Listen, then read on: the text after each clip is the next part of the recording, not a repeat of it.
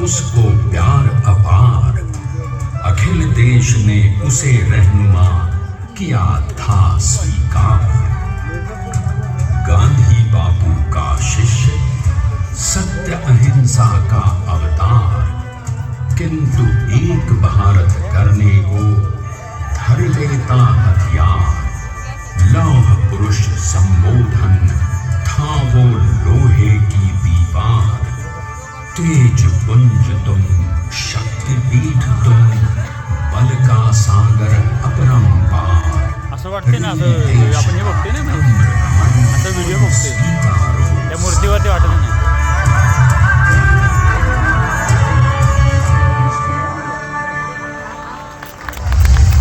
1857 में अंग्रेजों को ललकारने वाले पहले स्वतंत्रता संग्राम के एक सक्रिय सिपाही थे झवेर भाई पटेल। करमसद गांव के इस बहादुर देशभक्त किसान और उनकी पत्नी लाड भाई के 5 बेटों और 1 बेटी में से चौथे पुत्र थे वल्लभ भाई।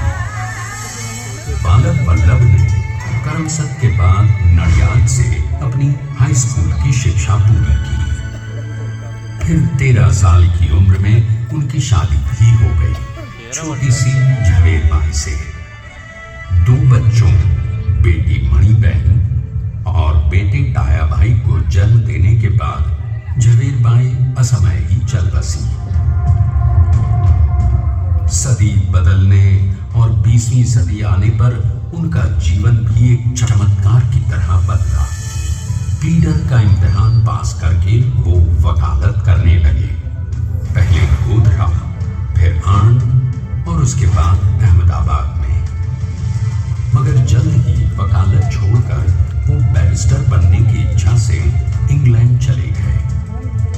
लंदन में बैरिस्ट्री में अव्वल आने और वजीफा जीतने वाले वो अनोखे भारतीय थे। अब तो अहमदाबाद की वरिष्ठ अदालत में बैरिस्टर पटेल की जिरह और जीतों की धूम मच गई।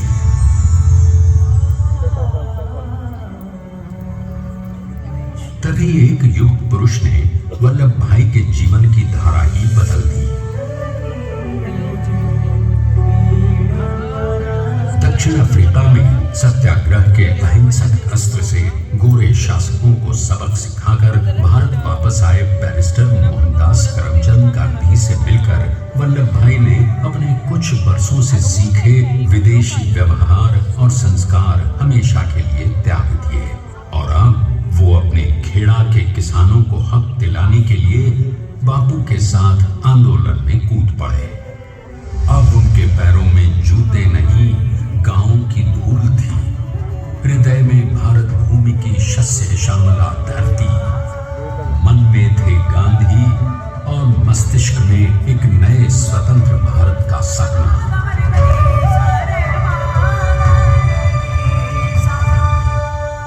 तभी बारडोली के मजबूर मजलूम किसानों की यातना का समाचार उनके पास पहुंचा। तुरंत वल्लभ भाई वहां पहुंचे और यूं शुरू हुआ भारत का सबसे बड़ा और सफल किसान आंदोलन बारडोली। वल्लभ भाई ने बारडोली के 87,000 किसानों को ऐसा अटल, अडिग, अचल मनोबल दिया कि अंग्रेजी सरकार हिल गई और 1 बरस के बाद उनका लगान माफ कर दिया गया। अब तो पूरे देश में लोग वल्लभ भाई के नाम की कस्में खाने लगे। स्वयं महात्मा गांधी ने कहा, अब वल्लभ भाई मेरे शिष्य या साथी नहीं, सारे देश के सरदार हैं। और देश को मिल गया एक अनोखा असरदार सरदार।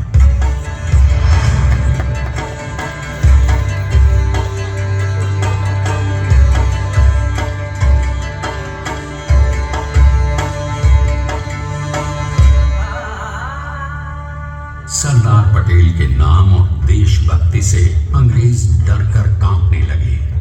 1930 के नमक सत्याग्रह और दांडी कूच में वो बापू से भी पहले गिरफ्तार किए गए। तो सन 1932 में फिर उन्हें बापू के साथ ही जेल में 2 सालों के लिए डाल दिया गया। मगर आजादी के दीवानों को स्वतंत्रता के परवानों को कौन गिरफ्तार कर पाया है? जेल से छूटते ही सरदार को कांग्रेस के नए राष्ट्र अध्यक्ष पद पर चुना गया और उनकी सरपरस्ती में राष्ट्रवादी भारतीयों ने तमाम ब्रिटिश सूबों में जीत हासिल कर वहां अपनी स्थानिक सरकारें बनाई। किंतु सरदार का सपना केवल सरकार बनाना नहीं था। उनका स्वप्न तो था एक ऐसे नए भारत का जहां हर रंग, हर रूप, हर जात, मजहब, तबके का हिंदुस्तानी एक साथ मिलकर एक ऐसा नया भारत बना सके जहां पूर्ण स्वराज के साथ सारे समाज को गरीबी, अशिक्षा, छुआछूत से भी आजादी मिल जाए। इसकी पहली रणनीति थी भारत को अंग्रेजों की गुलामी से आजादी, ताकि भारत के लोगों की अपनी सरकार सबके साथ और सबके विकास के लिए काम कर सके। बापू की अगुवाई में अब देश ने अंग्रेजों को अंतिम चेतावनी दे दी, करेंगे या मरेंगे, क्विट इंडिया, अंग्रेजों भारत छोड़ो। बस फिर क्या था, संघर्ष की रणभेरी बची। 3 सालों के लिए सरदार पटेल को भी सत्याग्रही नेताओं के साथ जेल में ठूंस दिया गया। 2 सालों के बाद अंग्रेजों को बापू के सभी शिष्यों और साथियों को छोड़ना पड़ा।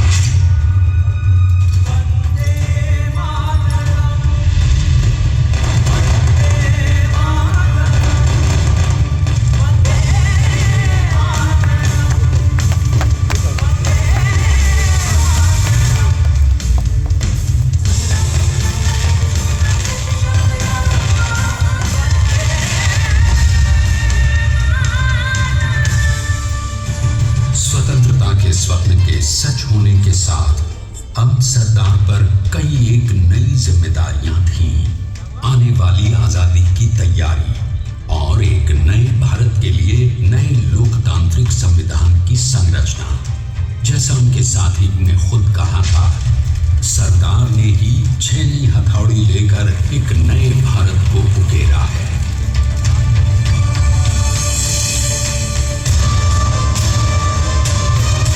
स्वाधीनता तो प्राप्त हुई, लेकिन खंडित भारत में भी उठते विभाजनवादी अंधकार को अभी दूर करना था।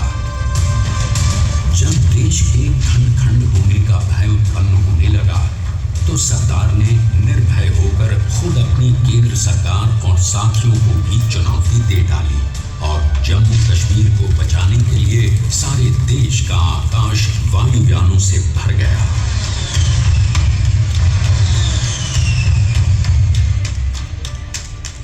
फिर हैदराबाद और जूनागढ़ के भारत में विलयीकरण को पाकिस्तान से चुनौती मिली। सरदार चाहते थे कि देश की 1 इंच धरती अब और विभाजित नहीं होनी चाहिए। नए भारत को एक करने के लिए समझा बुझाकर, मना कर 565 रियासतों को सरदार ने अपनी सूझबूझ, सदाशयिता, संबल से एक नए स्वतंत्र भारत का अभिन्न अंग बना दिया। हमारे इतिहास में अखंड भारत के पुरुषार्थ का ये एक महानतम अध्याय है। जैसा उन्होंने स्वयं कहा था, हमें नए धागों को पुराने ताने बाने में ऐसे पिरोना है कि एक दूसरे में गुंथ जाएं और बेहतरीन बनावट वाला एक नया भारत उभर कर सामने आ सके। अंततः अपने वज्र दृढ़ संकल्प से एक नया विराट विशाल एक भारत श्रेष्ठ भारत बनाकर दिखा ही दिया सरदार ने।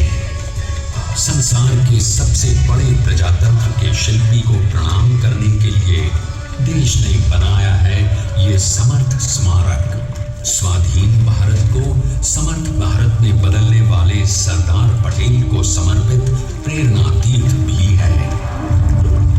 प्रधानमंत्री श्री नरेंद्र मोदी के नेतृत्व में बनी विश्व की इस विशालतम प्रतिमा के सामने आकर सारी दुनिया जैसे स्वयं भी नतमस्तक हो जाती है।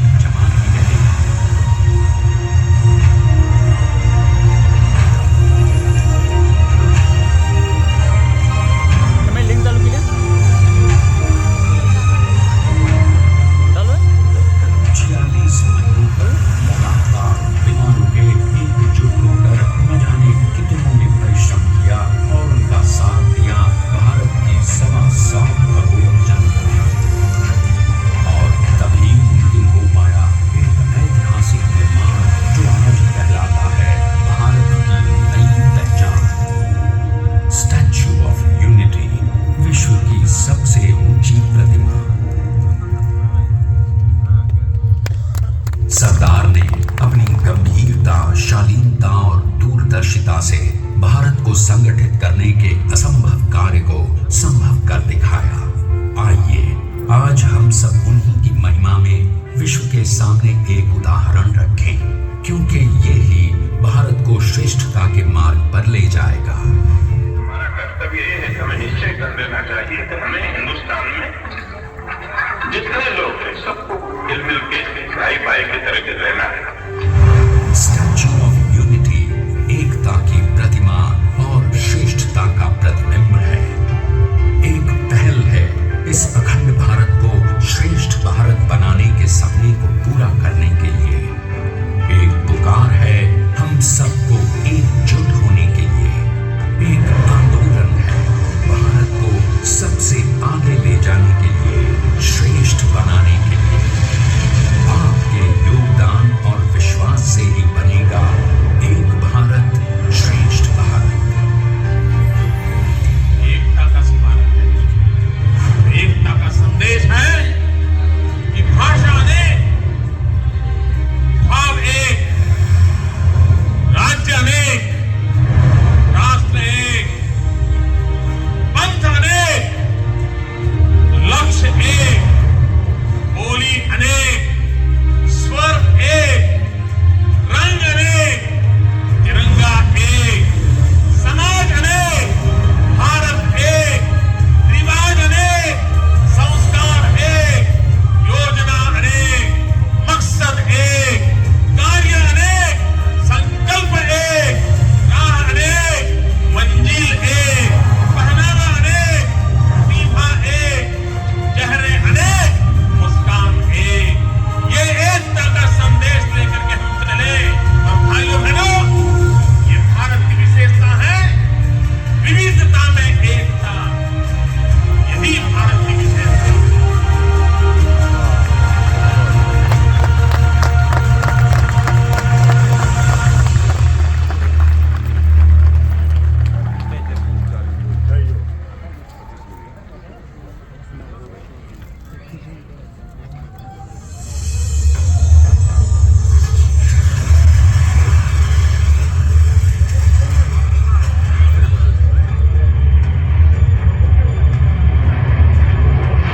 Please stand up for the national anthem.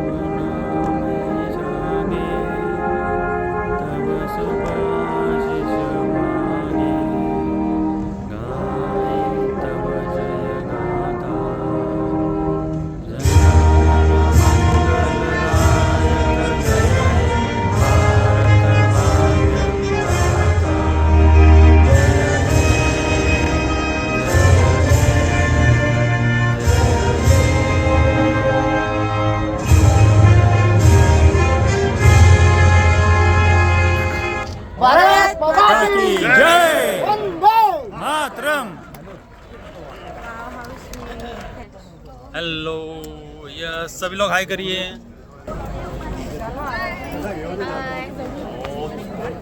और सब लोग हाई करिए। Yes, thank you all of you.